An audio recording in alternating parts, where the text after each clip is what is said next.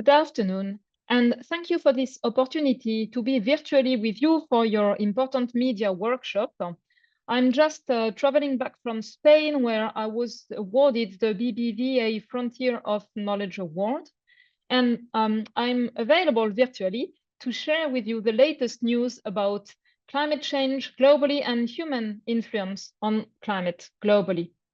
This presentation is based on a publication which has been completed and published just last month. So let me share with you my slides, and I hope that you can see them properly.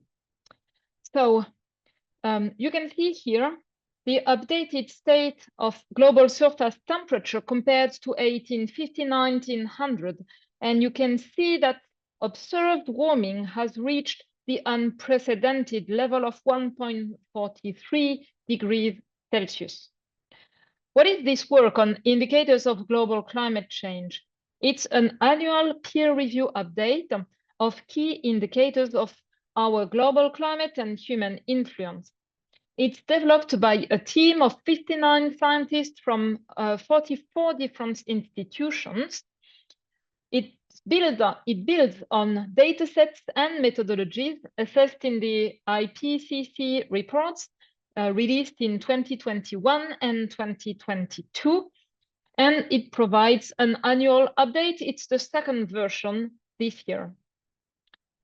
We need these indicators because IPCC reports are released every 5 to 10 years. The 7th assessment cycle of the IPCC has just started last year. The main physical science basis report is only due by 2027. And as you have seen, we are experiencing a fast changing climate. It's also an initiative to inform decision-making by the latest available science. So we are filling an information gap. For this purpose, we have updated 14 data sets of emissions of short-lived climate pollutants and well-mixed greenhouse gas emissions. We have updated 2 indicators of atmospheric greenhouse gas concentrations. We've updated the estimates of volcanic and solar influence on climate, other human influences, including land use changes, to update how these different drivers affect the fluxes of radiation between Earth and space, what we call radiative forcing. We've updated the state of the Earth's energy imbalance, together with not just observed warming, but the fraction of warming that we can attribute to human-caused climate change and the rate of human-caused climate change. We have also combined historical emissions, historical warming with expected non-CO2 future emissions to calculate the remaining carbon budgets, which means how much more CO2 we can emit that is compatible with limiting warming at different levels in the future. And this assessment is done in a rigorous and transparent way. Many of the data sets are available together with our publication. If you look at what we knew a few years ago in the IPCC 2022 report for human-caused greenhouse gas emissions, data were only available up to 2019. And at that time, we showed that greenhouse gas emissions resulting from human activities continued to increase, of course, with unequal historical and ongoing contributions. And expressed here in CO2 equivalent over 100 years, we could also see the dominant role of fossil fuel CO2 emissions, the part due to land use, the part due to methane emissions, nitrous oxide, and other gases with fluoride compounds. We now can look at the update up to 2022, so 3 more years. What we see now is that emissions over the last decade have reached a level of 53 billion tons per year.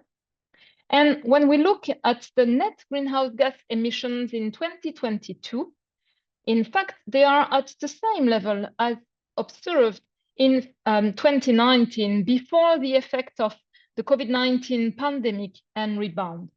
It's too early to say if the rise of greenhouse gas emissions has stopped. We have seen shifts in oil-related emissions, coal and gas, non-CO2 related emissions continue to rise. So this is where we are at the moment. In IPCC AR6, we said there was a slowdown in fossil fuel CO2 emissions rise, and now we see by 2022 the same level as in 2019. So the first conclusion is unchanged global greenhouse gas emissions net caused by human activities. Let's now look at the observed increase in atmospheric well-mixed greenhouse gas concentrations, and they are, of course, unequivocally caused by human activities as assessed in the IPCC AR6. When we look at the concentrations in CO2, methane, and nitrous oxide in our atmosphere, they continue to increase. And compared to 2019, the level in 2023 is 2.2% higher for CO2, 3% higher for methane, and 1.5% higher for nitrous oxide. I remind you that the levels that we measure now are unprecedented in more than 800,000 years. The rates of increase since the Industrial Revolution are unprecedented over the geological record. They are 4 to 5 times faster, for instance, for CO2. And to find a period with as much CO2 in the atmosphere as today, we need to go back 2 to 14 million years ago. A new finding is that we start to see the effects of a changing climate on emissions of methane from tropical wetlands. So this is what we call a carbon feedback. We add greenhouse gas concentrations in the atmosphere. Climate is changing. It affects natural sources of methane, which add methane emissions towards the atmosphere. And we'll dive deeper into this dimension in the next annual report in a year from now. When you look at different drivers, you can compare their effects on climate through how much they affect the fluxes of radiation between Earth and space. This is what we call radiative forcing.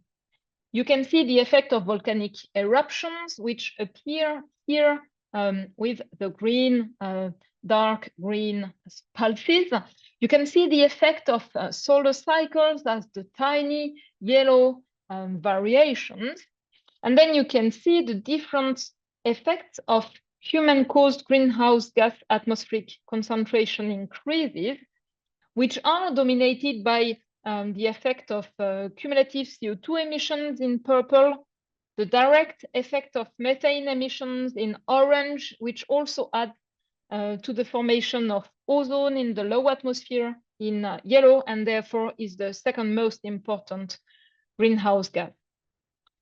What I can say between 2022 and 2023 is that they were counterbalancing volcanic effects. So we estimate a zero net effect. There was a post-COVID-19 rebound of sulfur emissions, which drive particles that have a net cooling effect. The fact that sulfur has been removed from maritime transportation fuels is estimated to have driven a warming effect of about 0.1 watts per square meters, and it has been counterbalanced by emissions of aerosols, organic carbon, ammonium, driven by the massive wildfires in Canada last year. And when you look at the drivers of warming, you can see that there has been a decrease in emissions of sulfur aerosols and the net effect of aerosols in the last decade, which has in fact contributed to warming in addition to the warming effect of greenhouse gases. When you compare the net human-caused change in radiative forcing, it has increased between 2019 and 2023 by about 2.6 And because we trap more energy, we cause an accumulation of additional energy in the climate system, where there is less outgoing energy due to the increase in greenhouse gas concentrations in the atmosphere. And this accumulation of energy in the climate system goes towards the warming of the air, 1% of the excess energy, the melting of land ice, snow, glaciers, Greenland, Antarctica, frozen soils. That's about 3% of the excess heat converted in snow and ice melt. About 5% cause a warming of land, and about 90% of the excess energy goes into the ocean, the first 700 meters, the first 2,000 meters, and also at the deepest ocean depths. When we look at the accumulation of energy in the climate system, we can look at what we call the Earth energy imbalance, or the heating rate. And these were the estimates at the time of the IPCC 2021 reports for different time periods. The latest one was shown here. And now we have updated these estimates for successive 20-year periods with the latest 10 years here. And you can see the Earth's imbalance increasing and increasing again in the last 10 years. When we look at similar durations up to 2018, as assessed in the IPCC AR6, and the latest update up to 2023, you can see that the Earth's energy imbalance has increased again by around 20%.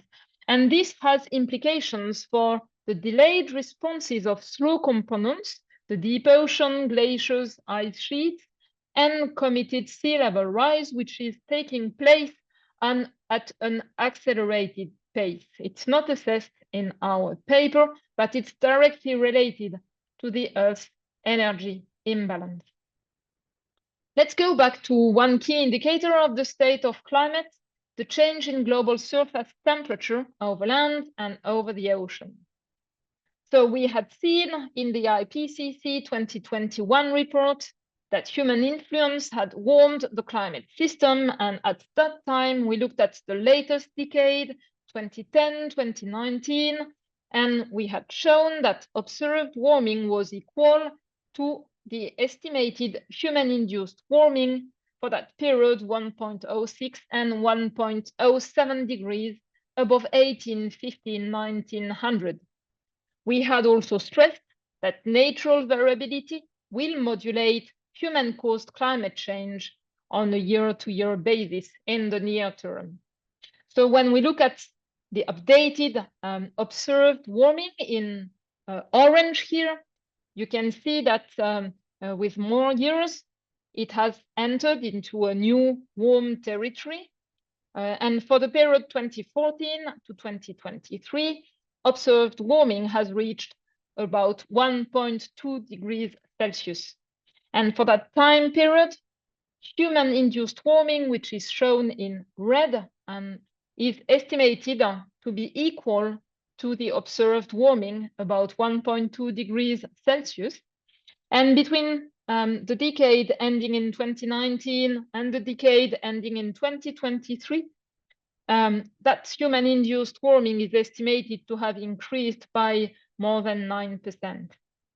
When we look at the rate of human-caused warming, that rate has been highest for the last decade, reaching 0.26 degrees per decade, more than for any previous decade. And we estimate that most of it is driven by the response of climate to greenhouse gas emissions resulting from human activities, plus a part due to the decrease in aerosol emissions associated with improvements in air quality. So far, we have no clear evidence of acceleration for the response of the climate system. What we observe is consistent with what we understand of the forcings and the response of climate to forcing. If we focus on the latest year, You can see that human-caused warming up to 2023 is estimated to have reached 1.31 degrees Celsius. But observed warming is larger because 2023 has been a year marked by an El Niño event, which has also influenced, in fact, the beginning of 2024. It's now finished. And the increase in temperature between 2022 and 2023 is in the top 3 years, with the largest increase from one year to the next, always associated with an El Niño event. Now, looking at maximum temperature over land, that indicator has increased more than global mean temperature, and it reflects that over land, hot extremes are becoming more frequent and more intense in direct relationship with the level of global warming. When you look at that indicator, between 2010 and 2019, as assessed in the IPCC EA6, and the last decade, it has increased by about 12%. Let's now move to remaining carbon budgets. In the IPCC EA6, we had shown that every ton of CO2 emitted in the atmosphere adds to global warming, with a close relationship between past, present, and future cumulative CO2 emissions and the level of global warming. In black and gray, you have historical, cumulative emissions and warming to date, and then you can see constrained projections from climate models, constrained using all lines of evidence.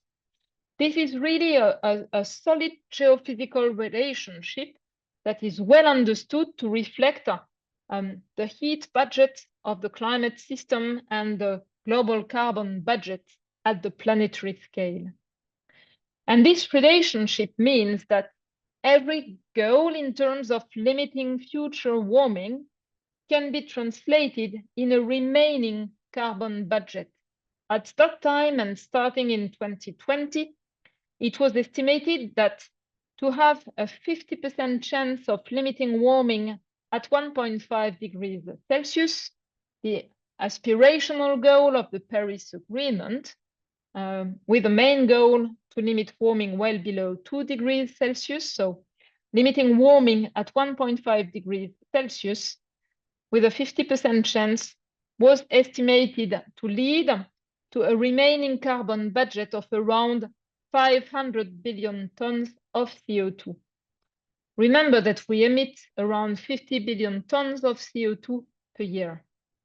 So when we go back to the current situation starting in 2024, more warming experienced, more CO2 emissions, updated effect from short-lived climate forces, this leads to a revision of the remaining carbon budget for 1.5 degrees Celsius, with a 50% chance to shrink from 500 to 200 billion tons of CO2. That's a 60% decrease during 5 years. And it also means that if CO2 emissions stay at the same level, around 40 billion tons per year, then that remaining budget would be exhausted by 2029. And this means that inexorably, a level of global warming of 1.5 degrees Celsius would then soon be experienced. So to summarize, for key indicators of global climate change, we see stagnation of global greenhouse gas emissions. We see an increase in the concentrations of the main greenhouse gases in the atmosphere, an increase in the radiative forcing, and a strong increase in the Earth's energy imbalance. Global mean surface temperature change has continued to increase, here shown averaged over 10 years. And over 10 years, human-induced warming has increased and is equal to observed warming. And the rate of warming for the last decade has reached record high rates of 0.26 degrees. We summarize in this publication the percentage changes obtained since the 2021 IPCC report, and all the source data are available with the publication. And to conclude, this update of the state of our global climate shows evidence for an intensified human influence. Long-term global temperature change is higher than ever measured from instrumental records, and warming faster than ever during that period, and it's all driven by human activity. 2023 has been a record warm year due to El Niño playing in the same direction as human-caused warming. And due to human-caused warming, the probability of occurrence, the intensity of several extreme events have increased.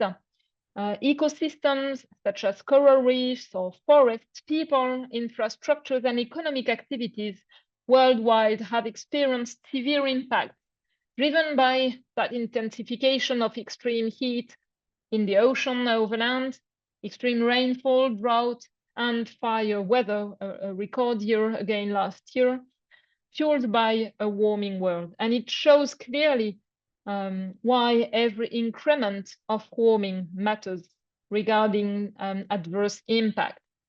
We also show that the growth in greenhouse gas emissions has slowed.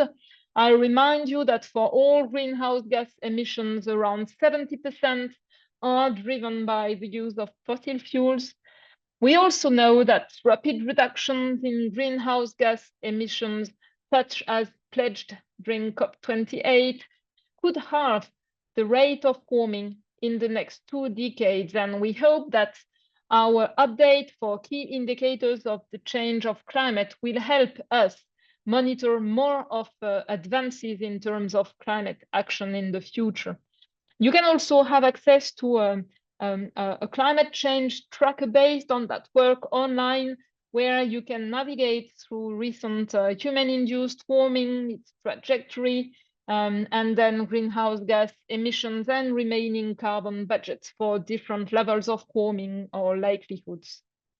I really thank you for your attention, and I thank you, weather presenters from around the world for your work to help convey our understanding of the state of our global climate and human influence to the viewers of your weather forecast, and linking clearly the state of climate and how it affects weather events is a part of a key aspect to enhance climate literacy worldwide. I want to thank you for that. Goodbye.